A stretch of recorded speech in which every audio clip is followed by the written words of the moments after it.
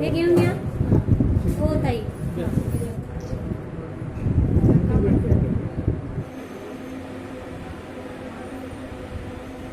नऊ 9:30 वाजताची घटना झाली. आणि मी एक माझा एक मित्र होता आणि एक दोघं तिघेजण होता.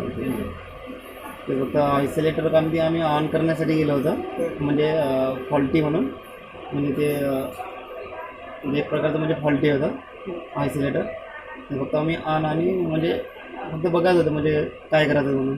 फक्त ऑन आणि ऑफच 2-3 वेळा गेलं आणि तो ब्लॅक झाला. साधारणपणे 9:30 वाजता रात्रीचे 10 तारखेला आपलं जे युनिट 8-9 आहे, युनिट 8-9ला जे एक फायर फायटिंगचा एक पंप आहे, तर तिथे एका पंपाचं जे आयसोलेटर जे होतं कॉन्ट्रॅक्टर, तर तिथे डिफेक्ट्स आला होता. आणि त्या डिफेक्टवर आपले कंपनीचे 2 लोक आणि आपले टेक्निशियन, बोर्डाचे एक टेक्निशियन ते काम करत होते. आणि ते काम करता करता थोडासा त्याच्यामध्ये फ्लॅशओव्हर झाला.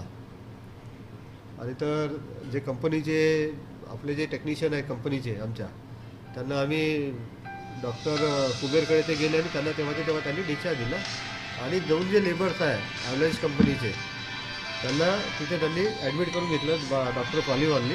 आणि जे हाताला थोडीशी बर्न इंजुरी आहे आणि थोडंसं फेसला त्यांच्या बर्न इंजुरी झालेली आहे.